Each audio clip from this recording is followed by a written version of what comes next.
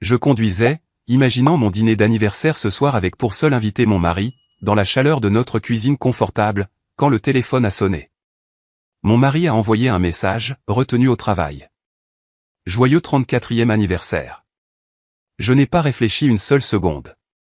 J'ai immédiatement tourné en direction de notre restaurant habituel et je me suis offert un dîner luxueux. Quand le serveur m'a apporté l'addition avec un air hésitant, il a murmuré « Votre mari est dans les salons privés. Il vient de faire sa demande en mariage à une très belle femme. » Je n'en croyais pas mes oreilles. Je me suis approché, j'ai regardé par l'interstice de la porte. J'ai vu mon mari embrasser une femme. Quand elle a tourné la tête, ma poitrine s'est immédiatement serrée en réalisant qui elle était. J'étais sur le point d'enfoncer la porte d'un coup de pied, mais la raison m'a retenu. J'ai pris une photo et je suis parti tranquillement avec un plan pour leur faire regretter. Mais avant que je ne fasse quoi que ce soit, son mari m'a révélé son plan, qui les a fait tomber en moins de 7 jours. Je m'appelle Harper.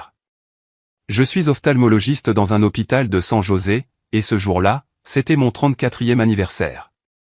Mon service à l'hôpital s'est terminé plus tôt que d'habitude, et j'avais prévu de me rendre au supermarché pour acheter des ingrédients frais afin de cuisiner du crabe royal grillé au beurre et à l'ail, un plat que mon mari adore.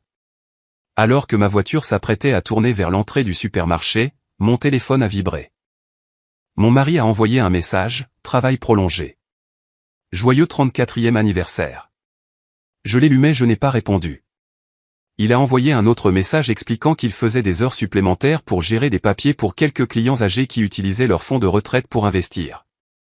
Une histoire que j'avais entendue des centaines de fois. J'ai posé le téléphone sur le siège passager et j'ai soupiré. À ce moment-là, j'ai jeté un coup d'œil au sac de courses vide sur la banquette arrière et je me suis dit, s'il ne mange pas avec moi, je ne cuisinerai pas.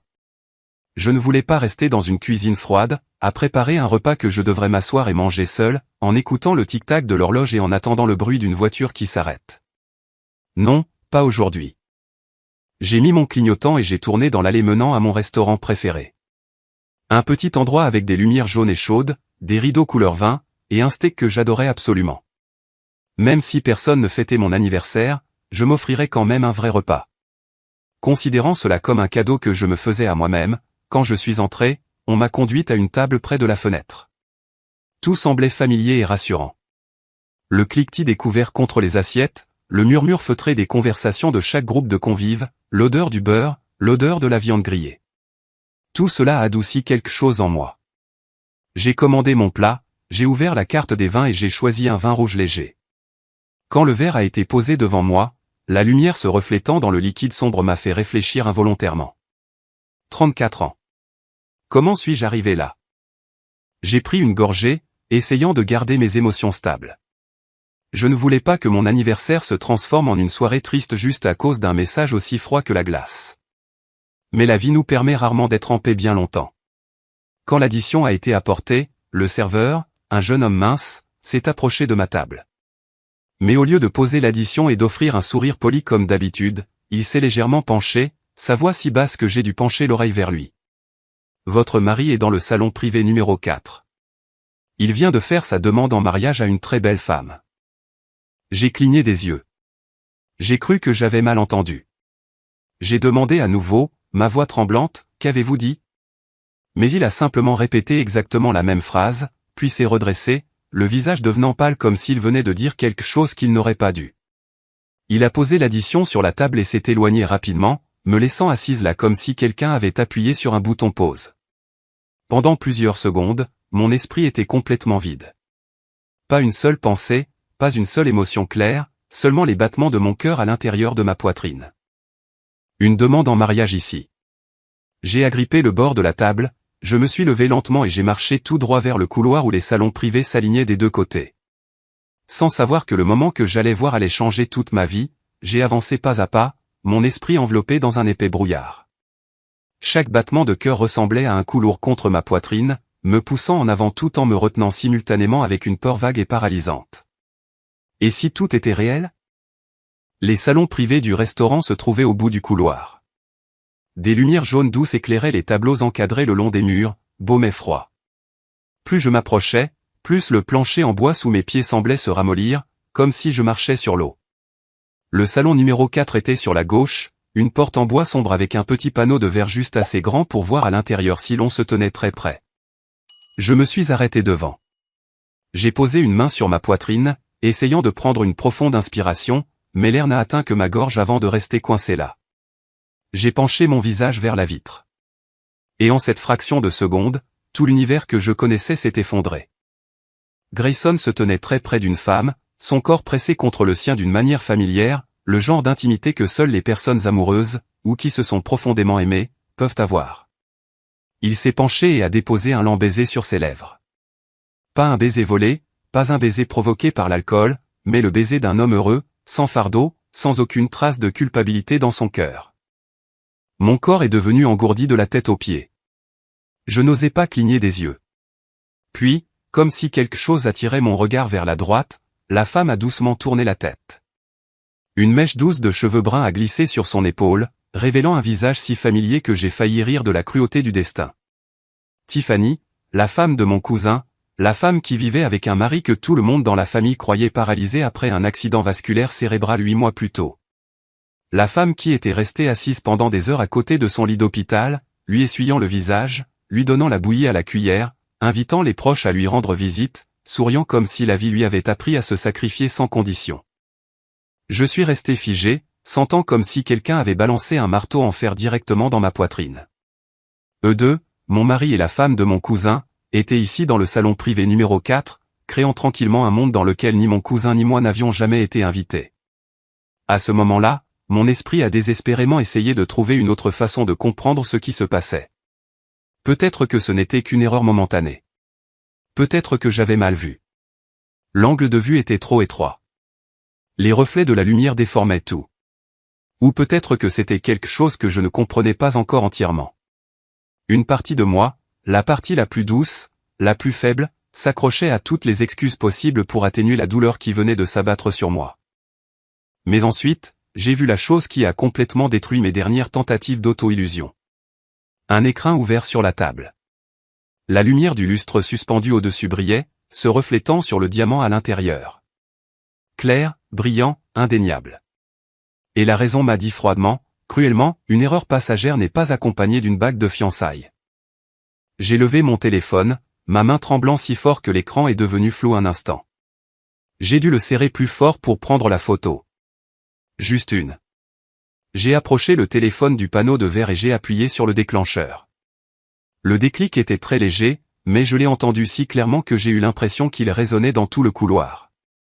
J'ai retiré ma main rapidement. Je n'ai pas poussé la porte. Je n'ai pas fait de scène. Je n'ai pas crié. J'ai simplement fait demi-tour, j'ai redressé le dos et j'ai quitté le restaurant avec des pas si légers qu'ils étaient presque irréels. Comme si un pas plus lourd ferait voler en éclats toutes les émotions en moi avant que je ne puisse m'échapper de cet endroit. Et quand la porte du restaurant s'est refermée derrière moi, j'ai su que ma vie ne redeviendrait jamais ce qu'elle était.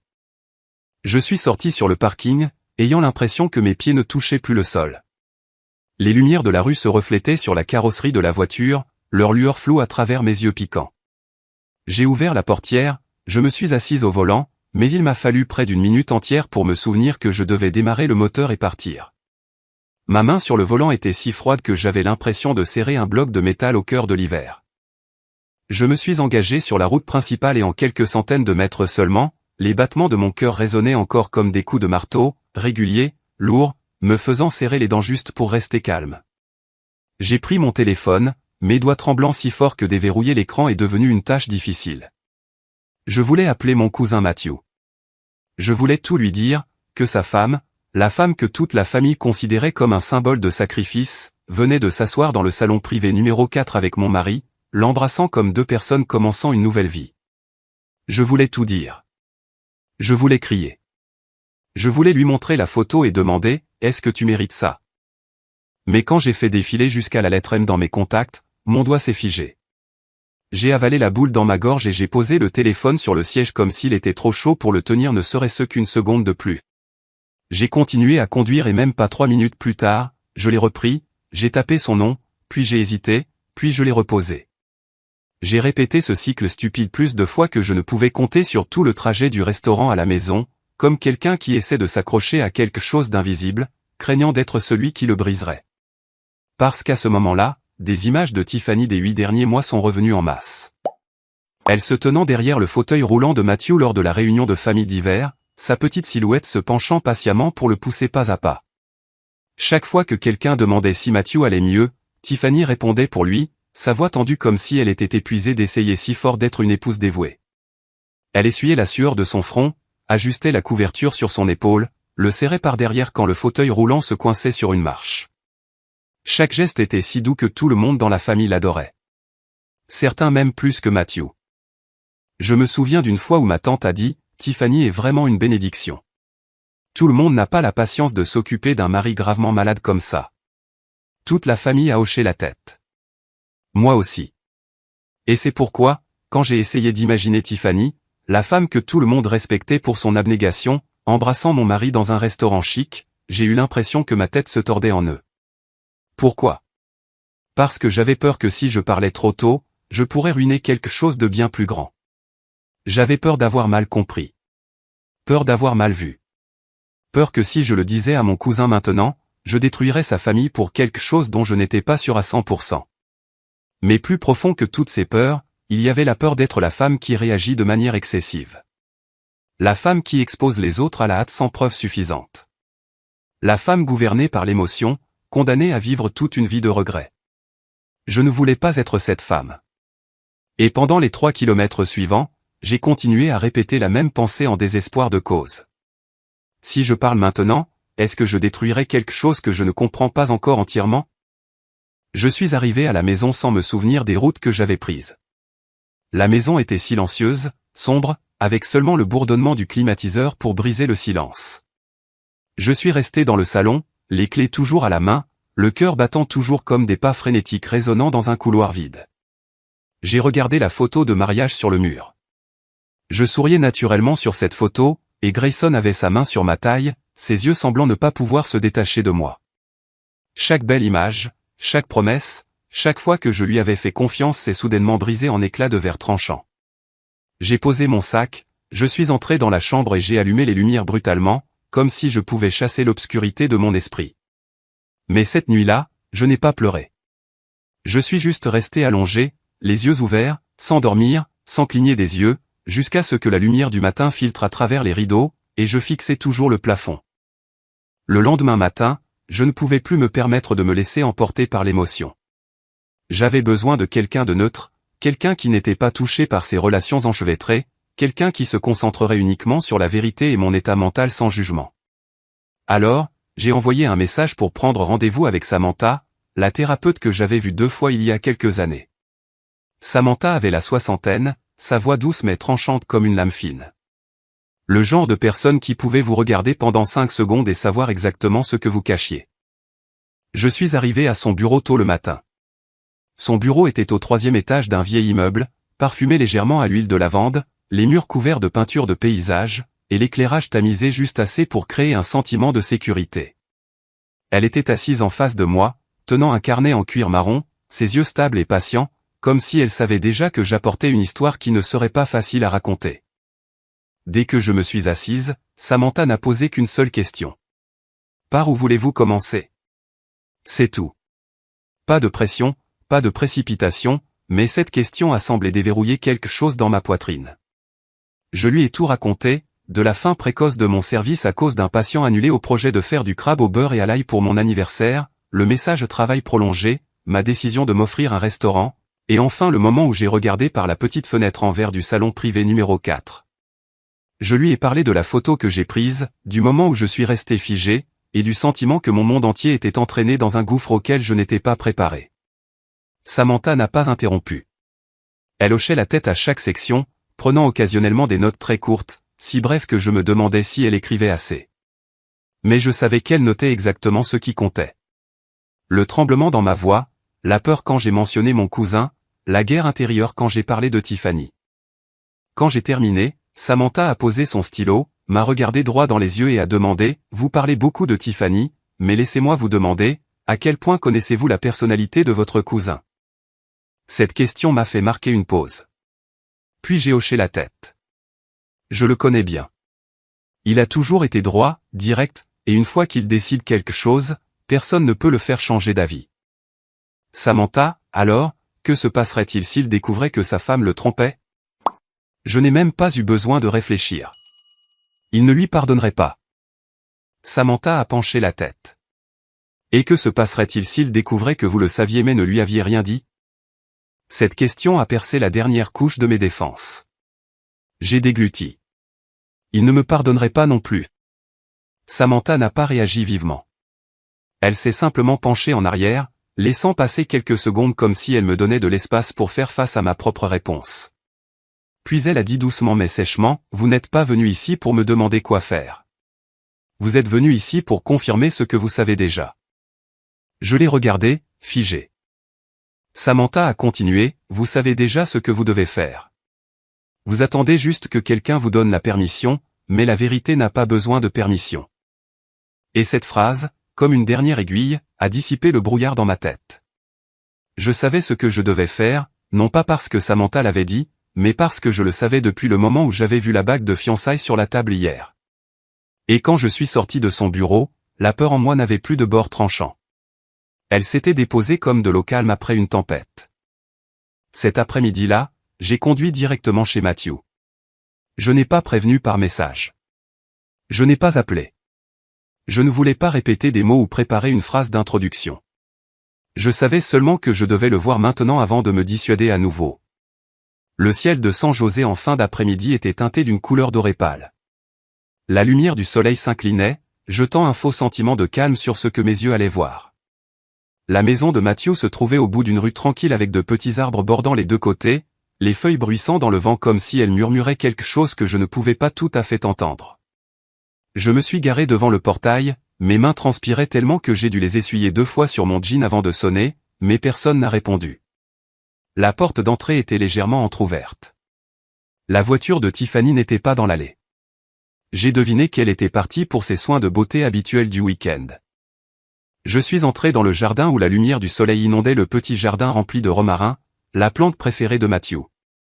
Il était assis là, dans un fauteuil roulant noir, face à la clôture en bois. La lumière du soleil mettait en évidence des mèches grises à ses tempes, mais il y avait quelque chose de différent dans sa posture, pas du tout comme quelqu'un de gravement malade, comme la famille l'avait cru pendant 8 mois. En m'approchant, les roues du fauteuil roulant ont capté la lumière, et sa respiration était régulière. Trop régulière pour quelqu'un avec un déclin cognitif sévère comme Tiffany l'avait décrit à tout le monde. Je suis resté face à lui pendant quelques secondes pour me ressaisir. Puis j'ai commencé. J'ai tout raconté, du message d'anniversaire à la décision de m'arrêter au restaurant, au moment où le serveur a murmuré des mots qui ont changé ma vie, à l'image de Grayson embrassant Tiffany, sa femme, dans le salon privé numéro 4. Je l'ai raconté lentement, clairement, chaque mot comme une petite lame coupant ma peau. Matthew n'a pas interrompu, n'a pas questionné, n'a pas détourné le regard. Il est juste resté assis là, les mains posées soigneusement sur ses genoux, ses yeux ne vacillant pas une seule seconde. Ce qui m'a le plus choqué, c'est qu'il ne s'est pas mis en colère, n'a pas rougi, n'a pas tremblé, n'a montré aucune des émotions qui accompagnent un coup soudain. Juste le silence. Un silence si profond que les oiseaux sur le toit étaient plus bruyants que sa respiration. J'ai fini de parler. Je suis resté debout et j'ai attendu. Je ne savais pas ce que j'attendais. Une question, une réaction, n'importe quoi. Mais ce que j'ai reçu était quelque chose que je n'avais pas prévu. Matthew a pressé légèrement ses mains sur les accoudoirs de son fauteuil roulant. Un petit mouvement, lent mais sûr. Puis il s'est levé lentement, sans trembler, sans vaciller, sans aucun soutien nécessaire. Il s'est tenu droit, s'est tourné vers moi comme n'importe quel homme en bonne santé un jour normal. J'étais sans voix. Ma gorge s'est asséchée comme si j'avais avalé de la poussière. Je me suis entendu murmurer, « Tu peux te tenir debout ». Matthew n'a pas répondu à cette question.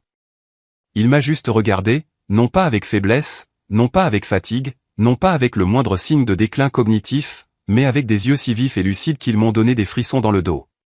Puis il a parlé, sa voix pleine, claire, sans le moindre soupçon de bégaiement ou de retard. Je sais déjà tout. Une seule phrase, suffisante pour que je réalise la vérité que je n'avais même jamais envisagée. Pendant les 8 derniers mois, une seule personne dans cette famille avait vraiment été trompée, et cette personne, c'était moi. Je suis resté figé devant cette déclaration tandis que Matthew restait droit, calme, comme s'il ne s'était jamais assis une seule fois dans ce fauteuil roulant. La lumière de l'après-midi frappait son visage, ne faisant que rendre plus évidente la vivacité et la clarté que nous tous, parents, amis, même les médecins, avions cru disparu depuis longtemps. J'ai ouvert la bouche pour parler, mais Mathieu a doucement levé la main, me faisant signe de me retenir. Il a expiré comme quelqu'un sur le point d'ouvrir une porte qui avait été verrouillée trop longtemps. L'accident vasculaire cérébral que j'ai eu était léger. Sa voix ne tremblait pas, ne sonnait pas amère, elle portait seulement une profonde lassitude. Et la paralysie était fausse. Mon corps entier a frémi. J'ai regardé le fauteuil roulant derrière lui comme si c'était la preuve physique d'une performance dont je n'avais pas réalisé que je faisais partie. J'ai dû m'agripper au banc du jardin pour me stabiliser car mon esprit ne pouvait pas suivre ce qu'il disait. Mathieu m'a regardé avec un mélange d'amertume et d'autodérision. « As-tu oublié ? Avant que mon père ne me force à rejoindre l'entreprise familiale, j'ai étudié le théâtre. » C'était vrai. Il avait étudié dans une école de théâtre renommée pendant quelques années.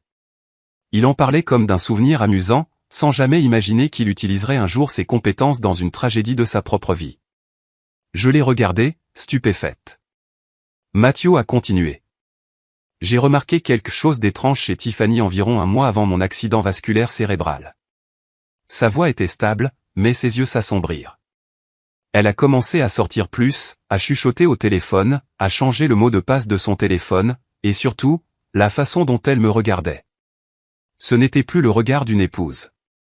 Quand j'ai été hospitalisé pour cet accident vasculaire cérébral léger, a-t-il dit, j'ai réalisé que c'était ma chance. Une chance de découvrir qui elle était vraiment. Un frisson m'a parcouru l'échine. Tiffany, la femme qui jouait le rôle de l'épouse parfaite devant toute notre famille, avait été surpassée par son propre mari, et ce, de manière plus habile qu'elle ne l'aurait jamais imaginé. J'ai tout simulé. La perte de la parole. La perte de la fonction motrice. Mathieu a haussé les épaules. Tiffany y a cru immédiatement parce qu'elle voulait y croire. J'ai dû m'asseoir sur le banc de pierre. Ma tête s'est inclinée comme si je venais d'entendre une histoire qui n'appartenait pas au monde réel. Mathieu s'est approché et a continué. Quand elle a cru que j'avais un déclin cognitif, elle a baissé la garde. Puis il a expliqué d'une voix si calme qu'elle m'a glacé que, au cours des 8 derniers mois, il avait secrètement engagé un détective privé et un avocat spécialisé en divorce. Le détective lui avait fourni des photos de Tiffany et Grayson entrant dans un hôtel à 21h47. Une vidéo d'eux s'enlaçant dans un café vide. Des reçus de dîner dans des salons privés. Des photos d'eux se tenant la main quand ils pensaient que personne ne regardait. Des enregistrements audio de rendez-vous où Tiffany avait menti en disant qu'elle allait s'occuper de son mari. Chaque preuve était une lame tranchante, non pas coupant Mathieu, mais coupant la confiance que nous avions tous gardée pendant cette période. Mes mains tremblaient en écoutant, non pas à cause de la trahison, mais parce que mon cousin avait fait semblant d'être faible pendant 8 mois consécutifs, juste pour voir clairement le vrai visage de la femme qui se couchait à côté de lui chaque nuit. Mathieu a regardé vers le buisson de romarin qu'il avait planté lui-même. Je sais que c'est plus qu'une liaison. Puis il s'est tourné vers moi, ses yeux vifs comme une lame. Elle veut l'entreprise. Et à ce moment-là, j'ai compris que Tiffany ne trahissait pas seulement son mariage.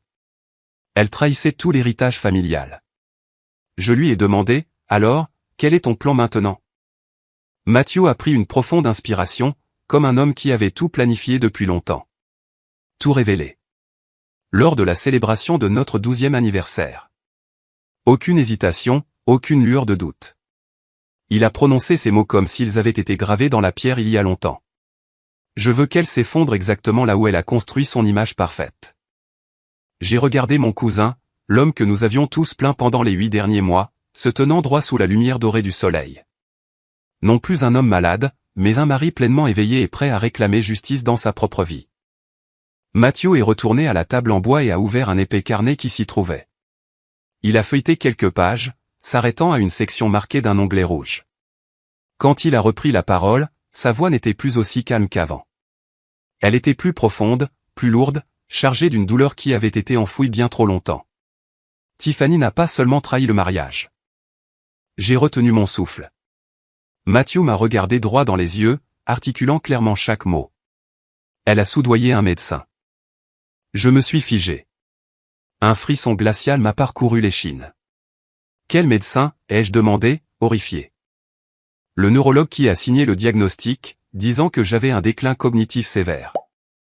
J'étais si secoué que j'ai dû m'agripper au bord de la table en bois pour rester debout. Cette déclaration a eu l'effet d'un coup de marteau sur ma tête. Matthew m'a regardé, puis a poursuivi, sa voix inébranlable. Tiffany prévoyait de présenter ce rapport lors de notre prochaine célébration de 12e anniversaire. Mes yeux se sont écarquillés, mon corps entier s'est engourdi. Il a continué. Elle voulait se tenir devant notre famille et nos partenaires commerciaux et déclarer que je n'étais plus apte à diriger l'entreprise. Un coup public. Instantanément, j'ai imaginé la fête d'anniversaire. Tiffany montant sur scène, tenant un micro, feignant l'émotion. Nous tous l'écoutant, sympathisant, croyant que Matthew perdait lentement la tête. Et juste après, Tiffany prendrait le contrôle de l'entreprise, de manière légitime, légale, et avec le soutien de tous. Un plan parfait. Si Matthew ne l'avait pas découvert à temps. Il a tourné vers un autre dossier et en a sorti une petite clé USB noire. Le détective a placé un dispositif d'enregistrement sous la chaise du neurologue. Sa voix était stable et tranchante. L'homme a pris l'argent, a pris les instructions, a pris des promesses d'investissement. Ma gorge s'est asséchée, et quand j'ai finalement parlé, ma voix est sortie. Depuis combien de temps? Depuis combien de temps suis-tu cela? Matthew a serré la clé USB dans sa main, pas fortement, mais assez pour montrer la rage qui couvait en dessous.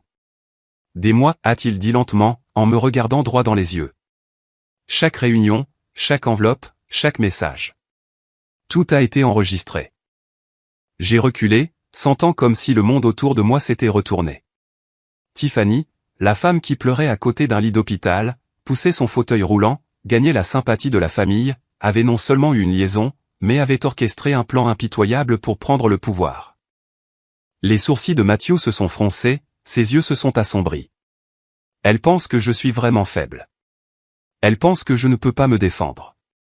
Il a fait un pas de plus vers moi, sa voix claire et froide. Mais quand un homme est silencieux, cela ne veut pas dire qu'il est impuissant. Il m'a regardé comme pour graver cette vérité dans mon esprit. Cela signifie seulement qu'il enregistre tout. Cette phrase a résonné dans ma tête comme le bruit d'une porte qui se verrouille. Le jardin autour de nous est tombé dans un silence complet, seul le vent effleurant doucement les feuilles de romarin.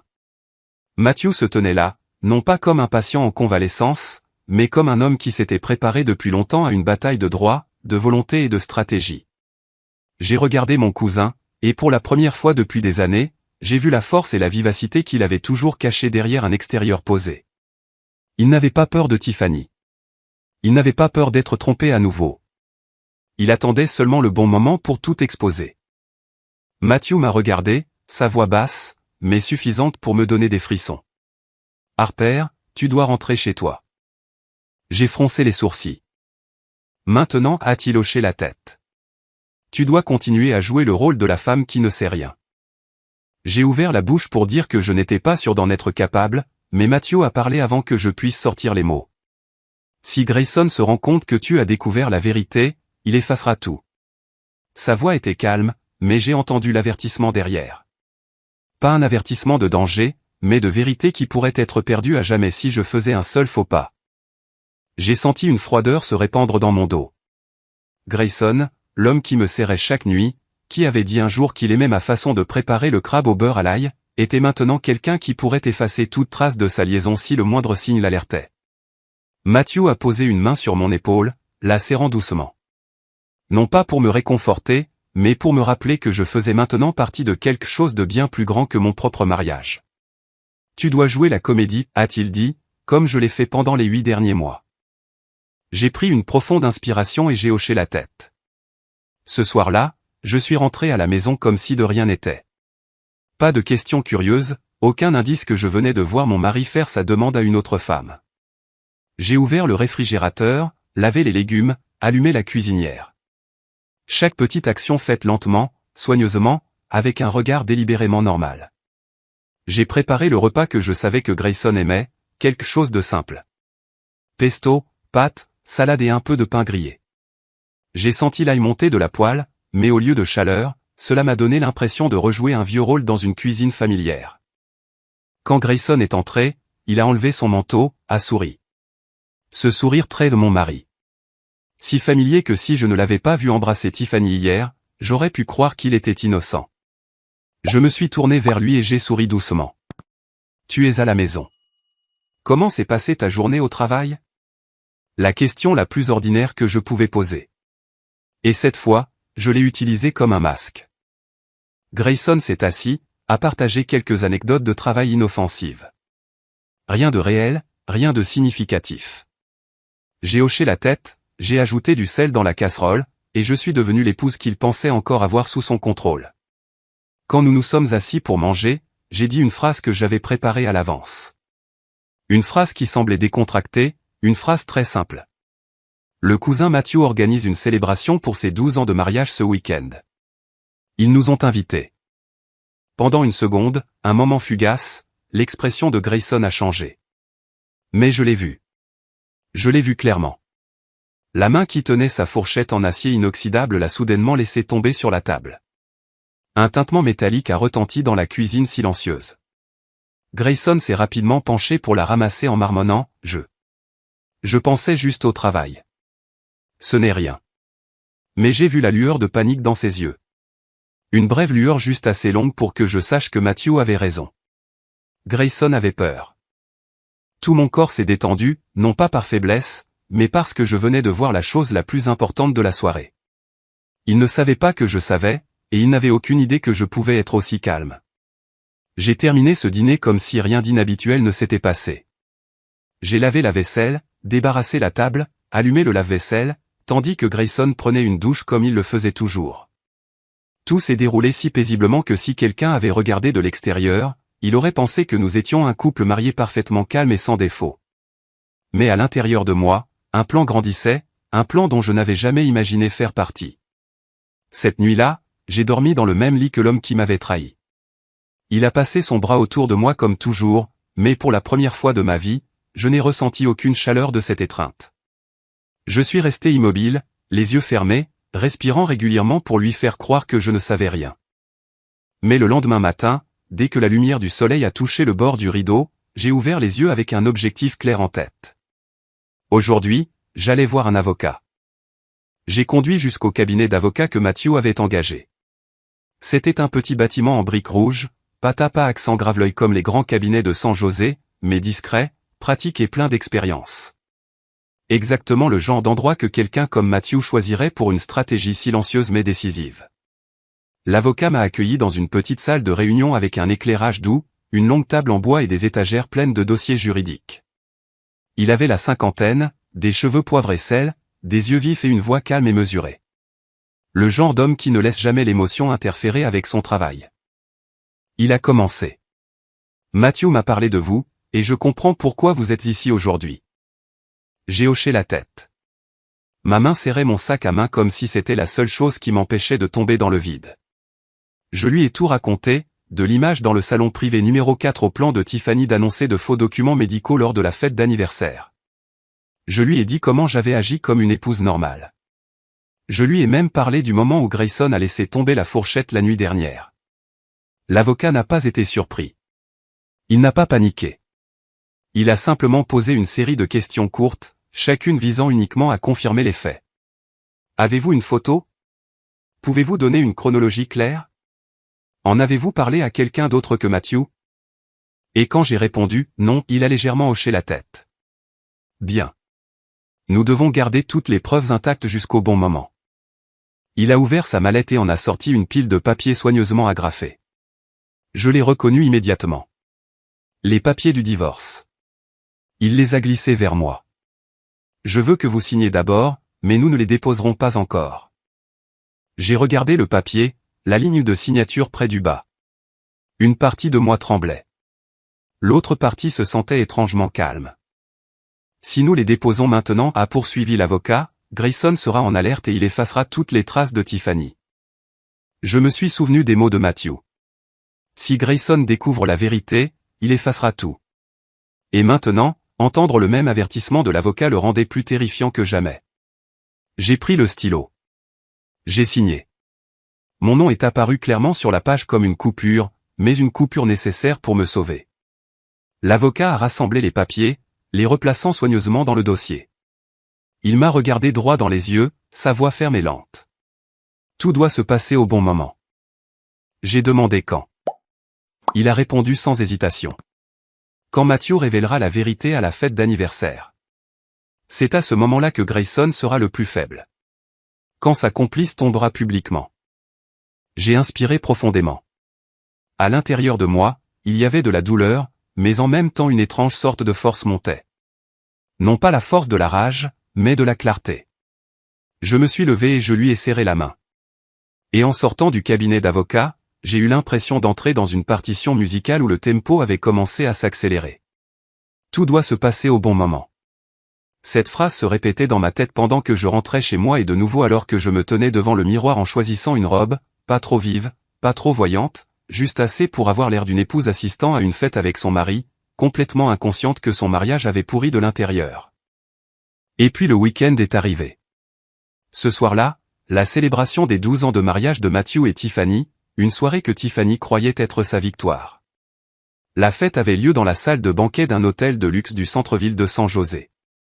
Au moment où Grayson et moi sommes entrés, j'ai senti l'atmosphère chaleureuse, les conversations animées. Des lumières dorées se répandaient dans la pièce. Presque tout le monde était présent. Les deux côtés de la famille, les principaux actionnaires, quelques partenaires commerciaux de longue date de l'entreprise de Matthew, des personnes ayant une influence significative si un changement de direction devait avoir lieu.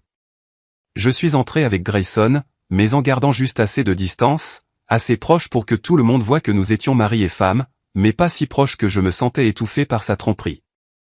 Son visage est resté calme, mais j'ai remarqué que sa main tremblait légèrement en serrant la main d'invité familier. Il avait peur et je le savais.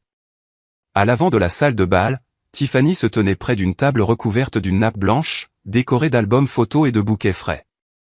Elle portait une longue robe couleur champagne, ses cheveux bouclés et son maquillage impeccable, le genre de perfection que l'on pouvait repérer de l'autre côté de la pièce. Une femme qui croyait que ce soir, elle deviendrait l'épouse qui prendrait la tête de l'entreprise. Dès que Tiffany nous a vus, elle a fait un signe de la main naturelle et a souri trop brillamment. Le genre de sourire répété, joué sous les projecteurs. Personne ne savait qu'elle s'était tenue avec mon mari dans le salon privé numéro 4 il n'y a pas si longtemps. Personne sauf moi et Matthew. Puis, alors que les invités s'installaient à leur siège, le micro a grésillé.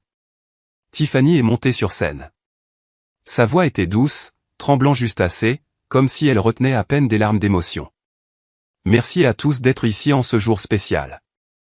12 ans, elle a fait une pause, la main sur le cœur, c'est un long voyage d'amour, de patience et de sacrifice. J'ai voulu rire, mais je suis resté immobile. Je devais jouer la comédie, et je l'ai bien joué. Tiffany a continué, commençant à parler de leur amour durable. Comment Matthew avait toujours été son ancre. Sa voix se brisant, légèrement tremblante, chaque phrase comme une scène d'un scénario mémorisé. Puis elle a posé la main sur le micro, a baissé la voix comme si elle était sur le point de révéler quelque chose de déchirant. Mais il y a quelque chose que je n'ai jamais rendu public. La salle entière est devenue silencieuse. Tiffany a soupiré, les yeux rouges. Le look parfait des belles larmes. Pas de mascara qui coule, pas de désordre. Elle a dit. Matthew a été diagnostiqué avec un déclin cognitif sévère par son neurologue. Une vague de murmures a parcouru la table de la famille. J'ai vu certains parents porter la main à leur bouche, stupéfaits. Tiffany a essuyé une larme inexistante. Il ne peut plus gérer l'entreprise comme il le faisait autrefois. Il oublie des choses. Il n'est plus assez lucide pour prendre de grandes décisions. Sa voix s'est brisée. J'ai essayé de protéger sa dignité tout ce temps. Une tante s'est levée, la voix tremblante. Tiffany, tu es incroyable. Tu es une femme merveilleuse. Matthew a de la chance de t'avoir. Une autre voix de la table des actionnaires. Si Matthew ne peut vraiment plus diriger, peut-être que Tiffany devrait prendre la relève. Tout s'est déroulé exactement comme Tiffany l'avait prévu. Exactement comme le faux rapport avait été conçu pour affecter les gens. Exactement comme une partie d'échecs qu'elle croyait avoir déjà gagnée. J'ai regardé Grayson. Il y avait une lueur d'excitation sur son visage, très faible, mais je l'ai vu parce que si Tiffany réussissait, il obtiendrait une part dans l'entreprise de Matthew. J'ai regardé de nouveau la scène. Tiffany se tenait sous la lumière dorée, posée, confiante, comme une femme sur le point d'accéder au pouvoir qu'elle avait acheté avec toutes les ruses imaginables. Et le plus ironique, c'est que toute la salle la croyait entièrement, complètement, comme si Tiffany était l'héroïne sortant d'une tragédie familiale pour protéger son mari et sauver l'entreprise de l'effondrement. Mais ce que Tiffany ne savait pas, c'est que l'acteur principal ce soir n'était pas elle. C'était l'homme qu'elle avait cru incapable de se tenir debout par lui-même. Tiffany a posé une main sur sa poitrine, inclinant la tête comme si elle ne pouvait supporter la douleur que la condition de son mari lui avait apportée. La salle murmurait encore. De nombreux invités tamponnaient leurs yeux avec des mouchoirs. Certains actionnaires chuchotaient sur la nécessité d'un remplaçant, et Tiffany semblait la plus appropriée. C'était le moment exact que Tiffany voulait, le moment où elle prendrait tout le pouvoir. Elle a approché le micro, la voix tremblante, parfaite pour le scénario. Mais je vais essayer de... Elle n'a pas pu finir. Un bruit est venu de derrière la scène. Une chaise qui glisse. Une profonde inspiration. Puis une voix grave et stable qui n'avait pas besoin de micro pour se faire entendre dans toute la salle. Ça suffit, Tiffany. Tiffany s'est figée. La salle s'est tournée et Matthew se tenait là. Sans soutien, sans jambes tremblantes, sans aide. Il s'est levé de son siège au premier rang, celui que Tiffany avait arrangé pour le faire passer pour un mari handicapé ayant besoin de soins. Le silence dans la salle était si profond que j'ai entendu quelqu'un laisser tomber une cuillère à soupe dans son assiette. Tiffany a reculé de 2 pas, les yeux écarquillés, la bouche ouverte, mais aucun son n'en est sorti. Finalement, elle a halté. Tu te tiens debout depuis quand? Matthew n'a pas répondu. Ne l'a pas regardé. N'avait pas besoin de sa réaction. Il a simplement sorti une petite télécommande noire de sa poche, quelque chose qu'il avait préparé pendant 8 longs mois, et a appuyé sur un bouton. Instantanément, les lumières se sont tamisées et le grand écran derrière la scène s'est allumé. Et à ce moment-là, tout ce que Tiffany avait construit pendant des mois s'est effondré. D'abord, une photo de Tiffany enlaçant Grayson devant un hôtel avec l'heure et la date clairement visible. Puis des images de caméras de sécurité les montrant marchant bras dessus bras dessous dans le parking. Puis des images d'eux assis de près dans un café tranquille, se tenant la main. Puis un reçu de restaurant pour un salon privé facturé sur la carte de Tiffany. Les murmures ont augmenté, puis se sont transformés en halètements, puis en respiration de colère et de dégoût. Tiffany secouait la tête encore et encore, ses cheveux parfaitement coiffés commençant à se défaire. Non, non. C'est un malentendu. C'est. Mais elle n'a pas pu inventer davantage car un enregistrement vocal a été diffusé. Il n'est pas lucide. J'ai fini d'ajuster le rapport. Il vous suffit de l'annoncer au bon moment. La voix du médecin. Puis elle a baissé, tremblante, respirant lourdement comme dans une salle d'interrogatoire. J'ai pris l'argent. J'ai fait ce que Tiffany a demandé. J'assume l'entière responsabilité. La salle est devenue silencieuse. Une tante s'est levée et s'est dirigée vers la scène. Personne ne pouvait l'arrêter. Elle a attrapé un verre de vin et a jeté son contenu au visage de Tiffany. Menteuse. Traîtresse. Tiffany s'est débattue. Le vin rouge tachant sa robe champagne, coulant sur le maquillage coûteux qu'elle avait passé tout l'après-midi à appliquer. Le chaos a éclaté. Plusieurs membres de la famille se sont levés en criant. Un vieil actionnaire a commencé à pleurer, submergé par la trahison. Et puis 2 policiers en uniforme sont entrés par les portes arrière de la salle. Ils ont marché droit vers la scène sans hésitation. Tiffany Rogers, vous êtes requise pour un interrogatoire sur des accusations de corruption de médecins et de complot en vue d'une fraude. Tiffany est devenue flasque comme si ses jambes avaient perdu toute leur force.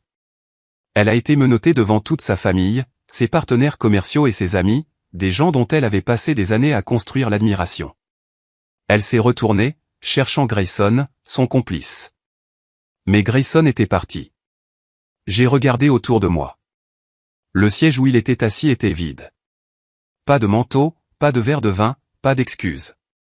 Il s'était enfui à un moment donné, et j'étais assise à une table de là, sans jamais le remarquer. Tiffany a été escortée dehors au milieu des sanglots, des cris et des pas chaotiques, et Matthew se tenait là, droit, tenant toujours la petite télécommande comme un homme qui venait de livrer l'acte final d'une pièce de 8 mois. Je suis rentré chez moi immédiatement après, et quand j'ai ouvert la porte et que je suis entré, je n'ai pas dit un mot.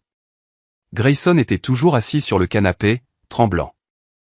Ses mains étaient serrées comme s'il essayait de s'accrocher au dernier lambeau de contrôle. Son visage était pâle, ses yeux remplis de panique. Il s'était probablement éclipsé de la fête au moment où il avait vu Tiffany menottée. Je ne me suis pas approché de lui. J'ai simplement posé les papiers du divorce signés sur la table en verre devant lui. Le papier a atterri avec un petit claquement sec qui l'a fait sursauter. Il s'est levé d'un bond, la voix rauque. « Harper, s'il te plaît, ne fais pas ça. Je peux expliquer. » Je l'ai regardé droit dans les yeux une dernière fois et j'ai dit lentement, « Ne prononce plus mon nom. » Pas de cris, pas de larmes, pas de tremblements. J'avais déjà traversé la douleur. Je me suis retourné, j'ai ouvert le placard et j'ai sorti la grande valise que j'avais secrètement préparée des jours auparavant. Le bruit de ses roulettes sur le parquet a résonné comme le glas de notre mariage. Grayson s'est jeté pour attraper ma main, mais je me suis immédiatement dégagé. Pas besoin de force, seulement de la résolution. J'ai franchi le seuil, sans regarder en arrière, sans dire un mot de plus. La porte en bois s'est fermée fermement derrière moi, scellant la vie que j'avais eue autrefois. Une fois dehors, j'ai appelé Lisa, ma meilleure amie de l'internat. Tout ce que j'ai eu à dire, c'est « Lisa, j'arrive ». Et elle a répondu « La porte n'est pas verrouillée. Viens ». J'ai traversé la nuit de San José directement jusqu'à la maison de Lisa. Elle a ouvert la porte dès que j'ai monté les marches avec ma valise. Je n'ai rien dit. Elle n'a rien demandé. Elle m'a juste serré fort dans ses bras. Le câlin de quelqu'un qui m'avait vu essayer pendant bien trop longtemps. Cette nuit-là, j'ai dormi sur le canapé de Lisa. Pour la première fois depuis des années, pas à côté de quelqu'un qui m'avait trahi. 3 jours plus tard, Matthew a appelé et m'a dit que Tiffany avait tout avoué, y compris le rôle de Grayson. J'ai écouté en silence, mon esprit s'enfonçant dans un lac calme et vitreux. 2 jours après, j'ai reçu un appel de Madame Henderson, ma voisine âgée, le genre qui écoute toujours la radio à 5 heures du matin et sait tout ce qui se passe dans le quartier. Sa voix tremblait, mais elle était claire. « Harper, tu n'es pas à la maison, n'est-ce pas? Ce matin, la police est venue frapper à ta porte. Ils avaient une sorte de papier. On aurait dit un mandat d'arrêt contre Grayson. 2 agents l'ont emmené juste après. Il avait l'air terrible. Je suis sorti sur le balcon de Lisa, le téléphone serré dans ma main. Je l'ai remercié et j'ai raccroché. Aucune larme n'a coulé. Je suis juste resté là à regarder le ciel gris de Seattle, la ville où j'allais déménager. Et pour la première fois depuis des mois, j'ai senti mon corps entier devenir plus léger, comme si je venais de franchir un seuil bien plus large que je ne l'avais jamais imaginé. J'avais tant perdu. Mais en retour, je m'étais retrouvé. 3 mois après avoir quitté cette maison, je suis entré dans la salle d'audience du divorce avec un état d'esprit complètement différent de la plupart des femmes qui viennent ici. Pas désespéré, pas brisé, juste prête à clore un chapitre que j'avais dépassé depuis longtemps. L'audience a été plus courte que prévu. Grayson est apparu dans une combinaison de prisonnier orange, menotté à la taille. Je l'ai regardé une fois, non pas avec reproche, non pas avec amertume, mais pour me rappeler que l'homme en face de moi n'avait plus rien à voir avec ma vie. Le juge a lu le verdict clairement. Divorce accordé, bien à partager selon la loi. 50-50. Personne n'a gagné. Personne n'a perdu. Juste une vérité finalement consignée dans les archives du tribunal. J'ai signé mon nom, sentant que je venais de mettre le point final à un chapitre que je ne relirai jamais. 2 semaines plus tard, j'ai fait mes bagages, j'ai serré Lisa dans mes bras en lui disant au revoir, je l'ai tenue forte avant de partir. J'ai conduit vers le nord jusqu'à Seattle par un matin froid, des nuages gris suspendus bas comme s'ils étaient prêts à pleuvoir. Mais cette fois, le ciel ne semblait plus lourd. Il semblait juste ouvert, comme s'il faisait de la place pour un nouveau départ. Dès mon premier jour à l'hôpital de Seattle, j'ai pris le poste de chef du service d'ophtalmologie. Je me tenais dans mon nouveau bureau, la main posée sur un bureau en bois poli, regardant la chaîne de montagnes au loin. Une paix rare s'est installée en moi. J'avais perdu un mariage, mais j'avais retrouvé ma vie. 6 mois plus tard, le dernier article de presse sur l'affaire a été publié. La dernière ponctuation à tout cela. Tiffany a été condamnée à 6 ans de prison pour avoir soudoyé un médecin, falsifié des documents médicaux et tenté de détourner des biens. Elle a été condamnée à verser $268 000 de dédommagement à Matthew, couvrant tout l'argent dépensé pour les chambres d'hôtel, les rendez-vous, une montre Rolex et le pot de vin du médecin. Le médecin corrompu a vu sa licence révoquée de façon permanente et a été condamné à 3 ans de prison. Grayson a reçu une peine de 3 ans après avoir avoué son rôle de complice. J'ai lu l'article sur mon téléphone en étant assise dans mon appartement de Seattle avec vue sur l'eau. La lumière du coucher de soleil se reflétait sur le thé chaud sur la table. J'ai posé le téléphone, je me suis adossé au canapé et j'ai pris une profonde inspiration. Plus de colère, plus de questions sur le pourquoi. Plus de poids sur mes épaules. Juste une vérité tranquille. J'avais survécu et je vivais mieux que jamais.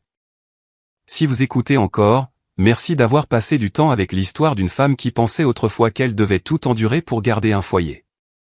Mais la vérité est que personne ne mérite de rester dans un endroit où l'amour et le respect n'existent plus. Si cette histoire vous a touché ou si vous voulez entendre d'autres parcours comme celui-ci, vous pouvez aimer, vous abonner et activer les notifications. Qui sait, peut-être que la prochaine histoire sera exactement ce dont vous avez besoin pour faire votre prochain pas.